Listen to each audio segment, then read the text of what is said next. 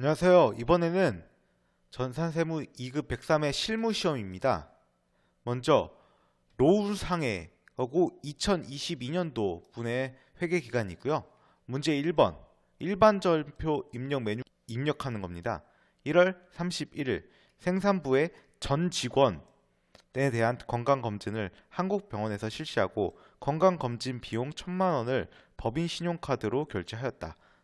미지급금으로 회계 처리할 것이라고 돼 있죠. 일반 전표 입력 들어가서 하겠습니다. 1월 31일이죠. 그리고 차변부터 먼저 하겠습니다. 복리후생비고 생산부니까 제조원가입니다. 그리고 1,000만 원이고요. 차변에 미지급금으로 하라 그랬죠. 그리고 거래처가 나와 있으니까 하겠습니다. 하나카드. 이렇게 하시면은 끝이 납니다. 2번 3월 3일 주 동국 소유의 건물로 사무실을 이전하고 임차 보증금 1,500만 원 중 계약금 500만 원 이거 2월 3일 날 지급하는데 이거 제외한 잔금 1,000만 원을 보통계획 계좌에서 지급하였다. 그러면은 먼저 2월 3일자를 보겠습니다. 어떻게 회계 처리했는지 말이죠. 2월 3일 선급금으로 했죠. 그러니까 선급금을 없애주는 회계 처리를 해야겠죠.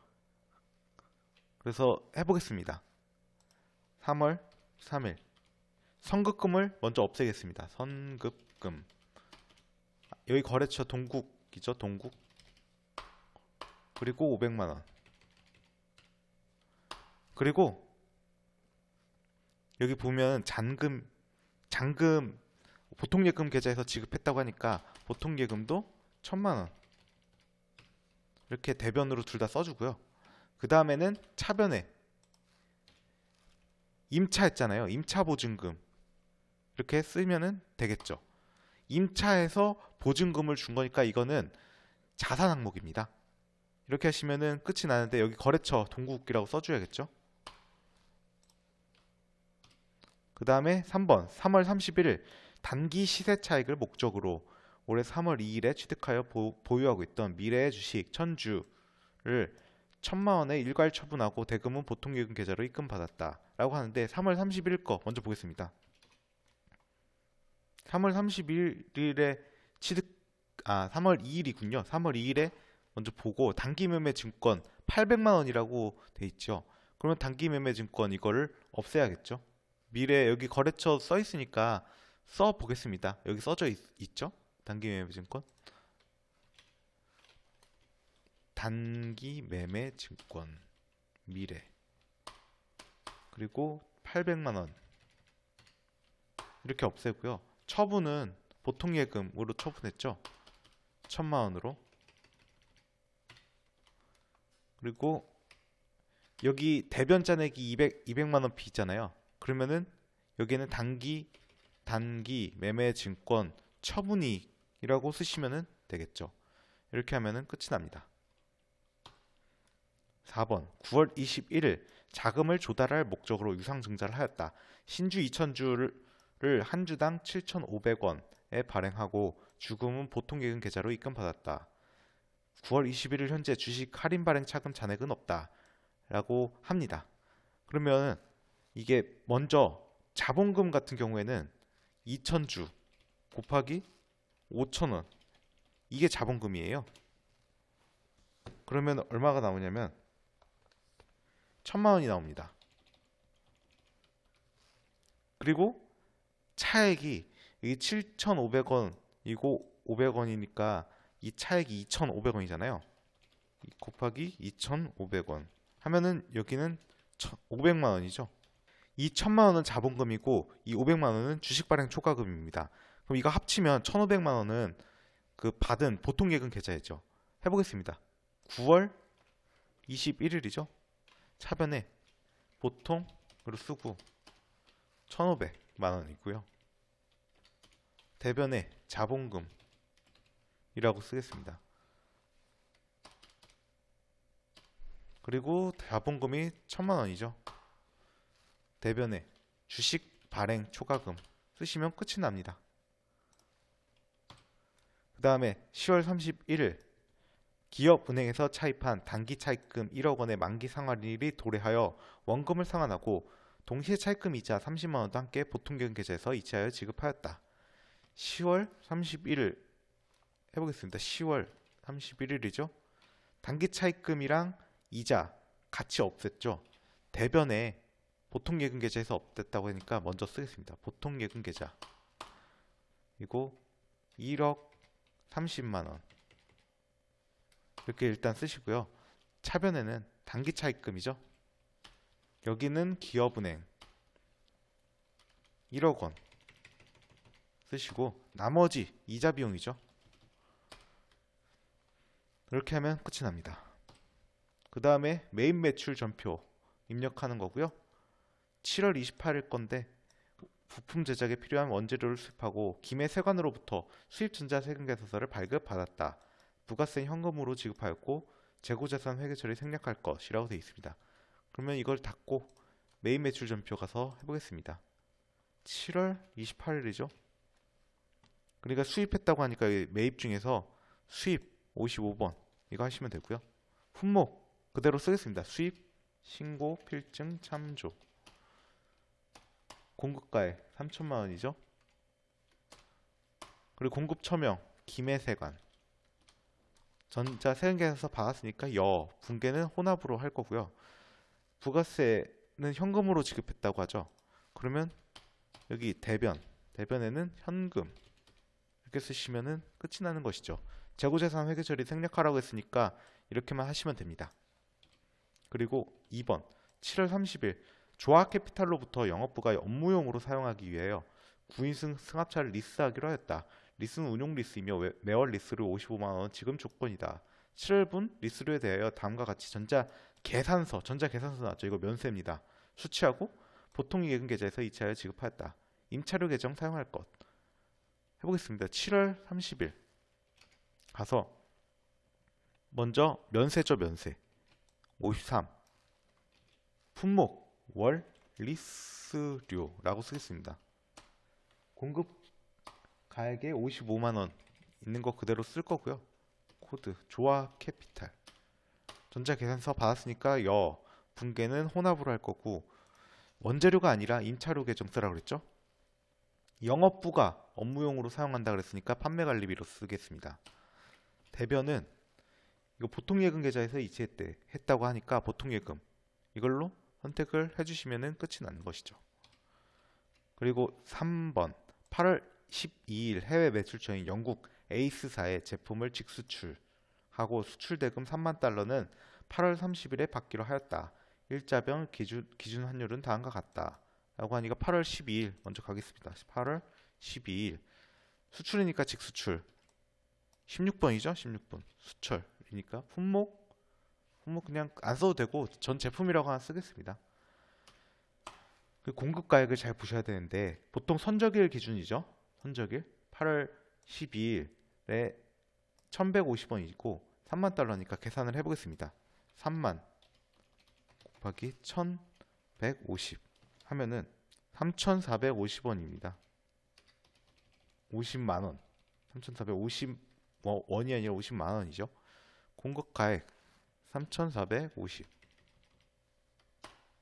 코드 에이스죠. 에이스 영국 에이스사 그리고 영세율 구분에 F2키 누르면 직접 수출 이거 선택해 줍니다. 수출 신고 번호 고려하지 말 것이라고 했으니까 무시하고요. 여기다가는 이제 분계를 혼합으로 하겠습니다. 이 수출 같은 경우에는 세금계산서 발행 대상이 아니죠. 그리고 제품 매출 이렇게 됐고 차변에는 외상 매출금이라고 쓰면 되겠죠.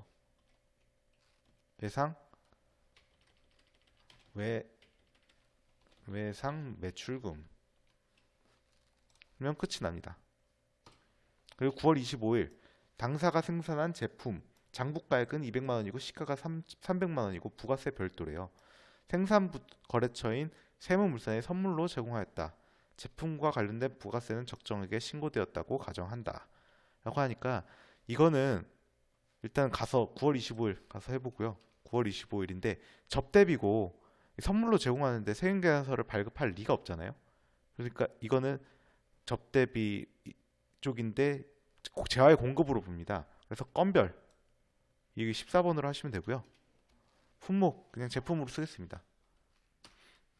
공급가액 시가 이렇게 300만 원으로 쓰고요.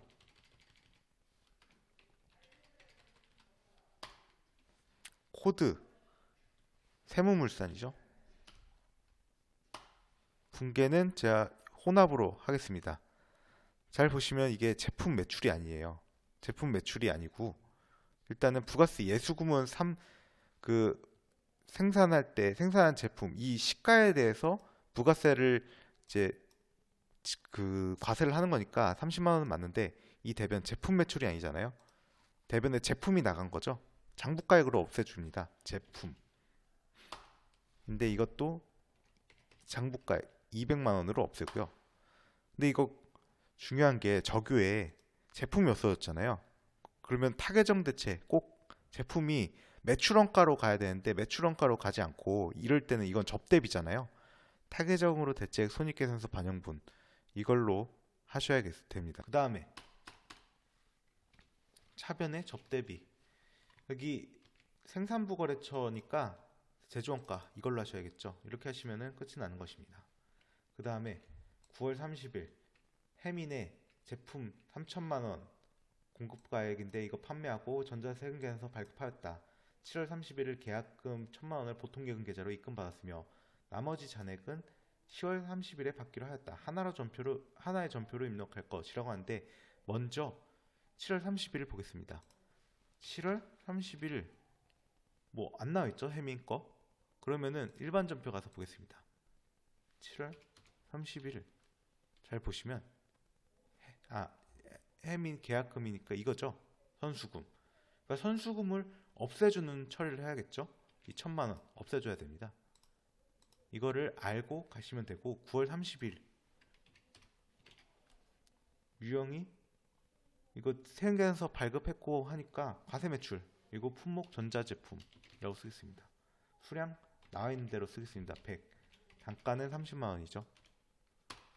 그리고 공급처가 해민이고 전자세금계산서 분계는 혼합인데요. 이거 선수금 받은 거 이거 여기 재변은 제대로 처리가 됐고 선수금으로 1천만 원 먼저 없애주고요. 나머지 잔액은 10월 30일에 받기로 했으니까 나머지 외상 매출금으로 해주면 되겠죠. 이렇게 하면 끝이 납니다. 그리고 문제 3번 부가세 신고와 관련해서 물음에 답하시오.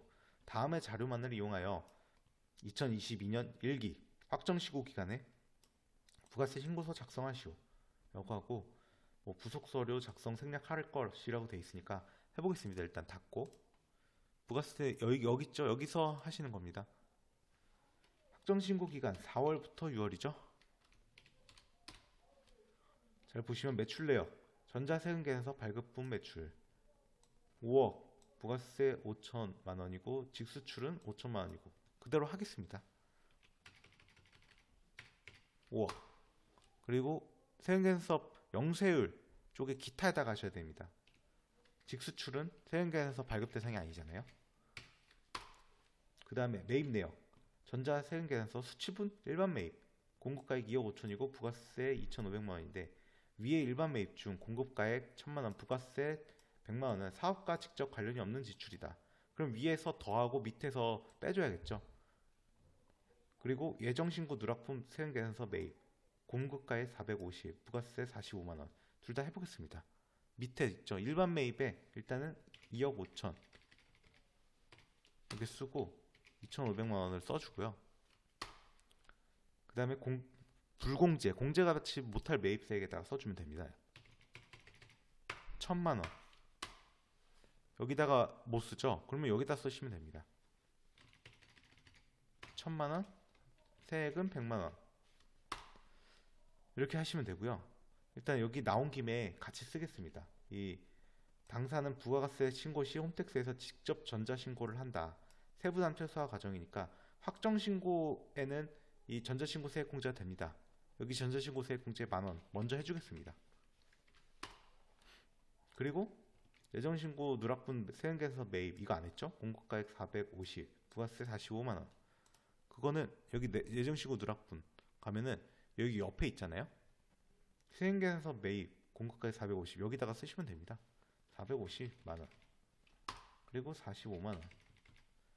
참고로 예정신고 누락해서 세은계산서 매입분 이거는 가산세 대상이 아닙니다. 매출 예정신고 누락분인데 세은계산서 매출이다 하면은 가산세 대상이 됩니다. 과소신고 가산세랑 그 납부지원 가산세 두 개가 붙는데요. 매입은 가산세가 안 붙습니다. 이걸 아시면 되고, 그 다음에 예정신고 미환급세 100만원 이거는 잘 보시면 밑에 있습니다. 여기 예정신고 미환급세 여기 있죠? 그럼 여기다가 써보겠습니다.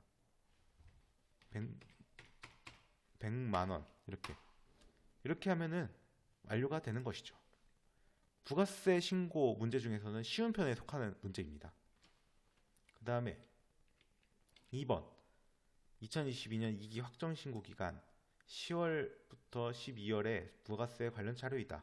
로운사항의 신용카드 매출 전표 등 발행 금액 집계표를 작성하시오. 전표 입력은 생략한다. 해보겠습니다. 이거는 일단 닫고 저장을 하고요. 잘 보시면 신용카드 매출 전표 등 발행 집계표 여기 있죠? 여기 이거를 클릭을 하시고 10월부터 12월입니다. 이거는 10월 15일자 거는 남산에 제품을 납품하고 이게 법인카드로 결제를 받았다 라고 하는데 공급가액 2,500만원이랑 부가세 250만원이잖아요. 이거 합치면은 2,750만원이잖아요. 이거를 쓰셔야 됩니다. 카드로 결제를 받았을 때. 그래서 이거 잘 보시면 여기다가 쓰시는 거고요. 2,750. 그리고 밑에 10월 30일 면세 제품, 면세 공급이죠. 공급가액 700만원 뭐 납품하고 계산서 발급하고 법인카드로 결제를 받았다. 카드로 결제를 받았다고 합니다. 그러면은 여기다가 쓰시면 되죠. 700. 이렇게 하면 되고요. 여기 세은계산서 교부 금액 잘 보겠습니다. 세은계산서 교부 금액 이게 2,750만원이잖아요. 여기다가 이 금액을 그대로 써주시면 되고 계산서는 여기다가 써주시면 됩니다. 여기 계산서 발급했다고 했죠? 그러니까 2,750 그리고 700 이렇게 하시면은 끝이 나는 것이죠. 쉬운 문제입니다. 네, 3번 1기 부가세 예정신고 기간에 부가세 신고서와 관련된 부속서류를 전자신고하시오. 전자신고 문제인데 굉장히 쉽습니다. 빠르게 하도록 하겠습니다. 이거 저장하고요. 전자신고는 밑에 있죠? 여기 가서 일단 예정신고 기간 1기 예정신고니까 1월부터 3월이죠. 그리고 신고일은 9분 이 납세자 자진신고니까 이 제대로 돼 있습니다. 비밀번호까지 하려면 엔터 계속 치고요. 경로 로컬 디스크 제대로 돼 있죠? 그냥 계속 엔터 쳐줍니다. 그리고 제작을 누르면 됩니다. 여기 1234 1234 1234 1234 확인 완료됐죠? 여기 홈택스 바로워드 가기 가서 닫기 누르시고 찾아보기 누른 다음에 이 C 드라이브잖아요. 밑에 보면 이게 있어요. 누르시고 형식 검증할 때 1234 1234 그 다음에 하나씩 클릭을 해주시고 전자파일 제출하기 확인하고 닫기 해주시고 닫아주시면은 전자신고 완료가 된 것입니다. 4번 결산자료 입력해서 결산을 완료하라는 문제인데요. 1번 외화 매출 채권인 이게 AAPL COLT의 외상 매출금 관련 자료인데 결산을 완료하라고 하니까 일단은 일반 전표에서 12월 31일에 해야 되는 건데 잘 보겠습니다. 7월 4일에 직수출하기로 계약을 하였다. 근데 계약할 때는 회계 처리 안 하죠. 7월 31일 수출하기로 한 제품의 선적을 완료했다. 대금은 전액 외상으로 하였다. 그러면 외상 매출금으로 했겠죠. 7월 30일에. 그러면 7월 31일에 1190 이걸로 했을 거고요. 3만 달러 회수했다. 8월 30일에. 그러면 일부 외환 차익 혹은 외환 차손이 나와야 되는데 8월 30일 보면은 1190 똑같습니다. 그러면은 외환차손이익이 안 나왔겠죠. 그 얘기는 이제 남은 게 7만 달러이고요. 여기 12월 31일은 1150 이걸로 환산을 해라. 그러니까 1190에서 1150이니까 40원이 더 적잖아요. 이게. 그러면은 이게 외환환산 손실이 나겠죠. 외상 매출금이니까. 근데 먼저 7월 31일에 어떻게 했는지 한번 보겠습니다. 이거 수출 계약이라 매입 매출 전표에 있을 가능성이 높습니다. 7월 31일 돼 있죠? 이렇게 외상 매출금으로 역시 돼 있고 여기 거래처 이걸로 나와 있습니다. 근데 우리는 결산자료 입력이니까 일단 이건 지금 일반 전표에서 해보겠습니다. 12월 31일이고요. 최종적으로 어떻게 해야 되냐면 남은 게 7만 달러잖아요. 곱하기 이거 1190과 1150의 차액 40원 이죠. 40원을 곱해줍니다. 그러면 280만 원이 나오는데요. 이게 280만 원이 줄어드는 거죠. 외상 매출금이 줄어드니까 손실이죠. 일단 외상 매출금을 줄여보겠습니다. 외상 매출금 A 280 이렇게 하고 차변에는 외화 환산 손실이죠. 이렇게 하시면은 끝이 납니다. 그 다음에 4월 1일 영업부에서 사용하는 법인 명의 업무용 차량에 대한 자동차 보험료 120만 원 국민화재보험에 지급하고 전액 보험료로 계상하였다. 보험료 기간 배분은 월할 계산하고 회계처리 시 음수로 입력하지 말 것. 전액 보험료로 계상을 했는데 이제 결산을 해야 되니까 지금 보면은 보험 기간이 3개월이 남았잖아요. 그러면 30만 원은 다시 선급 보험료로 하셔야겠죠. 전액 보험료로 계상을 했으니까 해보겠습니다. 선급 비용으로 합니다. 선급 비용 30만 원 그리고 차변에 보험료죠. 보험료인데 영업부에서 사용한다고 했으니까 판관기비로 선택을 해주시면 끝이 나는 것이죠. 3번 당사는 기말 현재 보유 중인 채권 등의 잔액에 대해서 1% 대손충당금을 보충법으로 설정하고 있다. 외상매출금 받으러 옴 이거는 상거래 채권이니까 대손상각비로 하시고 단기 대여금은 기타의 대손상각비 이거 영업 외 비용으로 하셔야 됩니다. 그걸 하셔야 되고 기말 잔액이 1%인데 이 695788470 이게 약간 지저분하죠. 그래서 원 단위만 절사한다고 했는데요. 먼저 695788470에 1%를 하면 이거 원 단위 절사를 했을 때 6957884 이렇게 되는데요. 여기서 기존에 설정이 되었던 거 5150 000 이거를 빼줘야겠죠. 그러면은 1807884 이렇게 되고요. 받으럼 같은 경우에는 157760000에 1%를 하고 15만 5천원 빼주겠습니다. 이만큼을 어차피 대손상각비를 해야 되니까요. 그러면은 1422600 이렇게 되고요. 이 두 개를 합한 게 대손상각비고 단기 대여금 이 9천만 원에 1%면은 90만 원이거든요. 90만 원. 이 90만 원 같은 경우에는 기타의 대손상각비로 해주시면 됩니다. 일단은 해보겠습니다.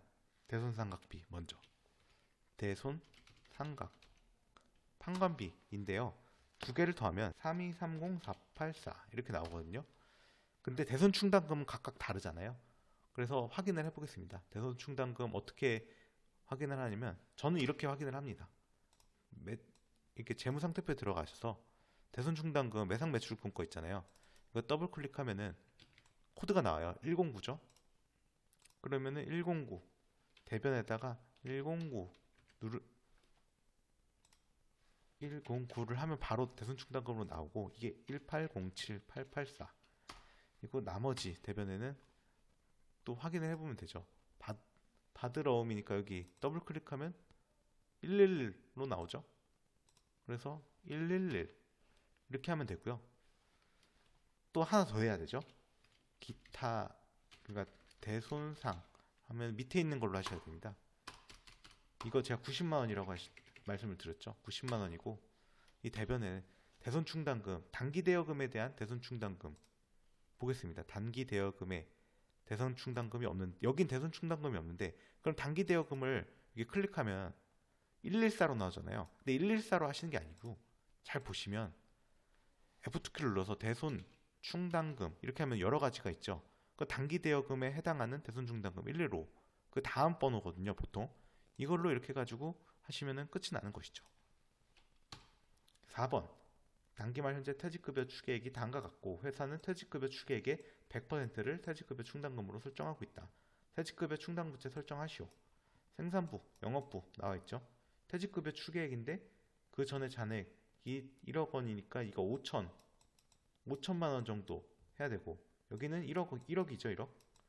1억 해야 되고 해보겠습니다. 퇴직급여, 퇴직급여인데 생산부니까 제조원가겠죠. 제조원가로 들어가야 될 게 5천만 원. 그 다음에 퇴직급여, 영업부니까 환관비죠. 1억 원 이고, 나머지 대변에는 퇴직급여 충당부채 이 계정으로 하시면 됩니다. 5번 당사는 해당 연도 결산을 하면서 법인세 1,200만원, 지방소득세 포함 확정하였다. 이자 수익에 대한 원천징수세액 55만원 및 법인세 중간예납세액 500만원은 자산으로 계상되어 있다. 이 55만원이랑 중간예납세액 500만원 둘 다 선납세금으로 되어 있습니다. 한번 확인을 해보겠습니다. 먼저 선납세금 되어 있죠? 555만원 이거 합친 겁니다. 이걸 없애주면서 이 법인세 비용 계산을 해주고 나머지는 미지급세금 이렇게 계산을 해주시면 됩니다. 해보겠습니다. 먼저 차변에 법인세 하면은 맨 밑에 법인세 등 있죠. 이게 1200만원 이고요. 대변에 선납세금 아까 555만원으로 되어 있었죠. 그리고 나머지 대변 잔액에는 미지급 세금 이 계정으로 하시면은 완료가 되는 것이죠. 그 다음에 원천징수 문제인데요. 5번 다음은 로운상의 생산직 근로자인 정희석 5월분 급여 자료이다. 아래 자료를 이용하여 5월분 급여 자료 입력과 원천징수 이행사항 신고서를 작성하시오. 전월 미환급세액은 23만원이며 급여 지급일은 매월 말일이다 라고 되어 있고, 수당 등록 공제 항목 같은 경우에는 수당 공제 이외 항목은 부로 체크하기로 하고, 원천징수 이행사항 신고서 매월 작성하고 정의석 급여 내역만 반영하고 환급 신청하지 않기로 한다. 급여 내역 되어 있고 한번 보겠습니다. 일단 닫고 원천징수 여기서 하시면 되고요. 급여 자료 입력부터 먼저 하겠습니다. 여기 들어갔어요. 5월이죠. 5월. 근데 지급일은 매월 말일이라고 되어 있는데 5월은 31일까지 있으니까 31일 치고요. 먼저 이것부터 다 있는 대로 바꾸겠습니다. 기본급 190만원, 상여 이런 거를 하려면 수당공제에서 하시면 되죠. 상여는 안 쓰는 거니까 사용여부 부, 직책수당 안 쓰죠? 부, 월차수당 없죠? 부, 식대, 근데 식대가 잘 보시면 식대 10만원 일반적으로는 비과세인데 당 회사는 현물 식사를 별도로 제공하고 있다 라고 돼 있죠. 그러면 이거는 비과세가 아니라 과세입니다. 이거 제가 어떻게 할 거냐면 이거 과세로, 이거는 제가 부로 하고 밑에 과세로 해가지고 식대를 쓰겠습니다. 식대 현물로 별도 제공 받고 있잖아요. 이렇게 쓸 거고요. 자가운전 보조금 30만원, 자가운전 보조금 본인 명의 차량 업무 목적으로 사용한 직원에게만 비정기적으로 자가운전 보조금 지급하고 있으며 실제 발생되는 고통비를 별도 지급하지 않는다. 이거는 그래서 20만원까지 비과세가 맞죠. 맞고, 야간 근로수당 추가로 근무하는 경우 야근 수당 지급하고 있으며 생산직 근로자가 받는 시간의 근무 수당으로서 비과세 요건 충족하고 있다. 비과세 맞고요. 그 다음에 맨 마지막에 교육보조금이라고 있는데 그거는 과세입니다. 그렇기 때문에 이렇게까지 하고 확인을 하면 되는데, 공제 등록에서도 한번 보겠습니다. 있는지. 소득세, 지방소득세는 원래 있는 계정이라서 이렇게 추가할 필요가 없고요. 국민연금, 건강보험, 장기요양, 고용보험, 학자금 상환. 학자금 상환 없죠? 그러니까 학자금 상환 이거 사용 여부 부 이렇게 하고 확인을 눌러주시면 되는 것이죠. 그래서 한번 입력을 해보겠습니다. 190 식대 10만원,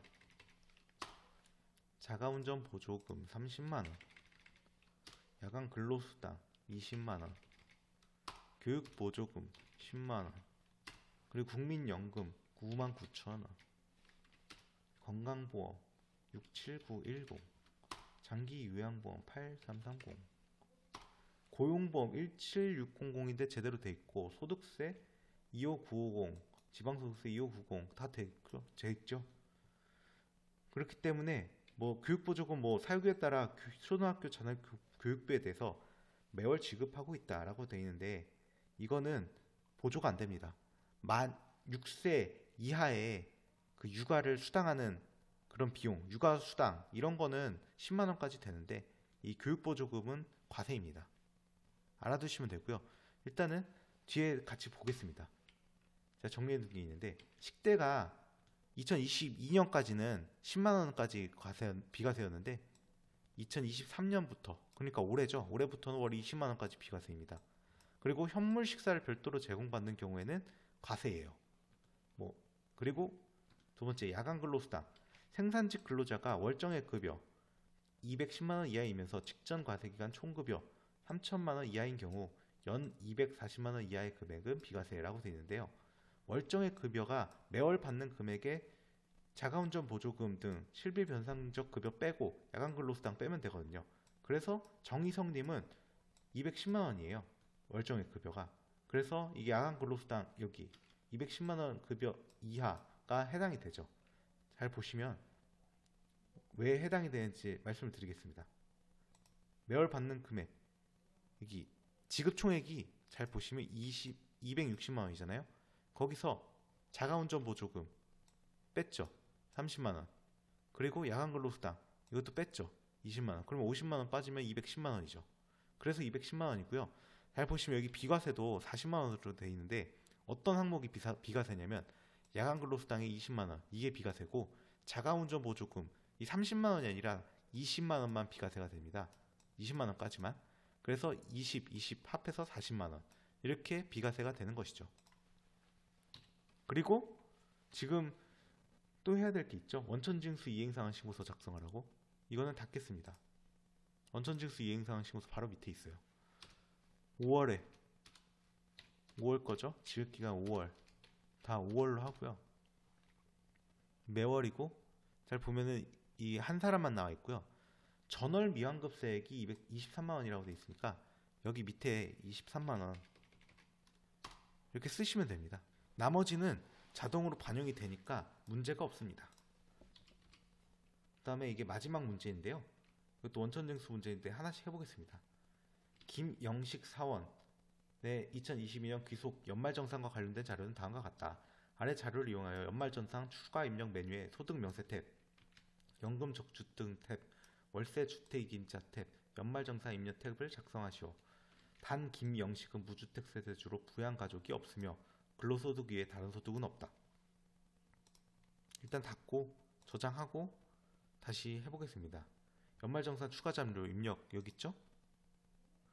여기서 F2키를 눌러서 김영식님 데리고 옵니다. 그리고 이게 소득 명세부터 쓰겠습니다. 현 근무지에 1320만원 이렇게 돼 있고, 급여가 소득세 기납부세 155700, 지방소득세 15540 나와 있죠. 다 기납부세액이.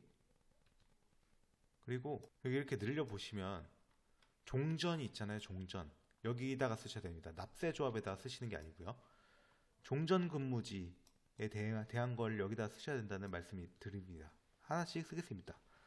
주, 진성 상사, 종교 관련 아니고 사업자 등록번호 나온 대로 쓰겠습니다. 65449. 그리고 근무 기간 202010 20200620. 감면 기간 안 나와 있는 건 안 쓰겠습니다. 급여 총액 여기다 쓰면 되죠. 1200. 국민연금 밑에 아마 있을 건데 여기 상여 같은 건 없으니까 다 무시하고 국민연금 여기 있죠? 540000. 그리고 건강보험료 411600. 장기요양 47400. 그 다음에 고용보험 96000. 이렇게 하시면 되고요. 가장 중요한 게 여기 소득세, 결정세, 기납부, 차감진수 이렇게 있잖아요. 그런데 여기 기납부세액에 이 소득세 기납부세액을 쓰시는 것이 아니고요. 이거는 정산을 하는 거거든요. 종전 거랑 현재 근무지랑 합쳐가지고 다시 재정산하는 그런 절차가 연말정산 절차이기 때문에 이 실제 기납부세액은 차감징수세액입니다. 그래서 이걸 쓰셔야 돼요. 결정세액에 이 10만 원이 나는데 그 전에 종전에서 종전 근무지에서 낸 게 20만 원이라서 실제 기납부가 이게 10만 원이거든요. 이만큼을 내야 된다는 게 굉장히 여기서는 키포인트라고 말씀을 드리겠습니다. 그러면 10만 원 이렇게 쓰시고 지방소득세 10만 원 이렇게 쓰셔야 되는 것이죠. 그리고 그 다음 거 이렇게 보겠습니다. 연말정산 자료는 모두 국세청 홈택스 및 기타 증빙을 통해 확인된 자료라고 하고, 보험료부터 하면 보험료는 연말정산 입력 들어가시면 여기서 하시면 되고요. 일반 보장성 보험료 뭐 이렇게 돼 있는데 이거 하기 전에 먼저 제가 뒤에 있는 거 설명을 드리고 하도록 하겠습니다. 잘 보시면 보험료세액 공제가 일반 보장성 보험료 포함이 되고 자동차 보험료도 포함이 되고 피보험자가 기본 공제 대상자면 해당됨이라고 하는데, 이 문제에서는 그 피부양자 생각할 필요 없죠. 본인만 생각하면 됩니다. 그러니까 어쨌든 되는 것이죠. 보장성 보험만 되는 거예요. 그리고 의료비 세액 공제 중에서 미용 목적 의료비 세액 공제 안 되고, 건강 증진 위한 의약품 구입비도 세액 공제가 안 되고요. 시력 보정용 안경 또는 콘택트 렌즈 구입비는 한 명당 연 50만 원까지만 공제가 됩니다. 이 정도는 알고 다시 들어가도록 하겠습니다. 확대를 해보고요.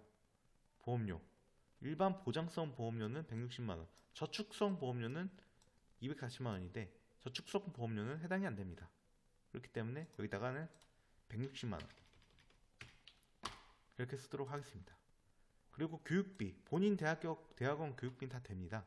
교육비 여기 가서 F2키를 누르면 본인 있죠? 600만 원 써주고 확인 눌러서 나오면 되고요. 의료비인데요. 질병치료비 뭐 이렇게 돼 있는데 의료비는 여기서 이렇게 하면 안 나오고요. 소득 명세가 아니라 부양가족 탭에서 이쪽 의료비 탭에 눌러가지고 F2키를 누르면 됩니다. 그러면 어차피 본인밖에 없잖아요. F2키 눌러서 본인인데 하나씩 해보면 되죠. 의료증빙코드, 지금 신용카드 결제 뭐 이렇게 질병치료비는 당연히 되겠죠. 국세청장 거고 금액 150 이렇게 돼 있고 또 있습니다. 하나 더 하도록 하겠습니다. 의료 시력 보정용 안경 구입비 60만 원이죠. 그런데 50만 원까지만 되죠. 연 50만 원. 의료비 공제용 영수증 수령. 그러니까 이거는 국세청장이 아니라 기타 영수증입니다. 50 이렇게 하면 되고요. 미용 목적 피부과 시술비 100만 원 이거 안 되죠. 건강증진용 한약 이것도 안 되죠. 이렇게 두 개만 쓰시면은 끝이 나는 것이죠. 이렇게 하시면 되고요. 그 다음에 신용카드 등 사용 금액 이거는 연말정산 입력 탭에 가면 밑에 내려가면 여기 있죠. 신용카드 사용액 F2키를 눌러서 해보겠습니다. 본인 신용카드 사용액 850만 원 질병치료비 포함인데 신용카드 사용액 중에서 뭐 국외 사용액이나 보험료 지출액은 안 되는데 의료비 같은 경우에는 의료비 세액공제도 되고 이 신용카드 소득공제에도 포함이 됩니다.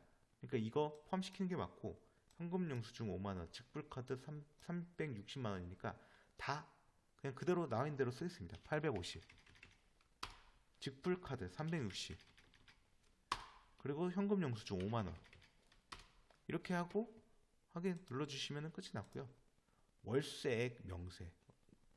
월세액 명세 같은 경우에는 월세 주택임자 여기서 하시면 됩니다. 월세액 세액공제 있잖아요.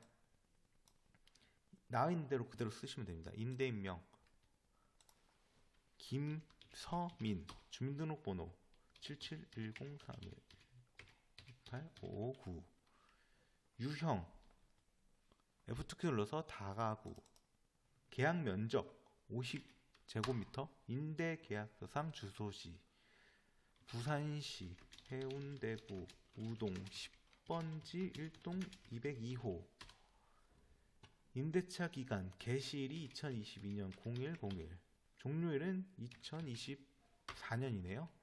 12월 31일. 연간 월세액은 이거 30만원 곱하기 12죠? 360만원입니다. 360. 이렇게 하시면 되고요. 전혀 어려운 게 없죠. 그 다음에 마지막으로는 개인연금저축인데요. 이 연금저축 같은 경우에 연금저축 탭에 가서 하시면 되죠. 여기 1번. 그리고 본인 개인연금저축 납입금액이라고 하니까 개인 여기 퇴직연금 말고 연금저축 여기다가 하는 거고요. 그리고 연금저축 부분이 개인연금저축이라고 되어 있으니까 1번. 코드는 F2키 눌러서 하나은행 선택을 해주시고 계좌번호 243 그대로 써주면 됩니다. 750 77 72208 납입금액 120만원이죠. 이렇게 해주시면 이 문제가 끝이 나는 것이죠. 그렇게 어려운 문제는 아닙니다. 하나씩 차근차근 해가면 풀 수 있는 문제입니다. 이상으로 제103회 전산세무 2급 기출문제 풀이를 마치도록 하겠습니다.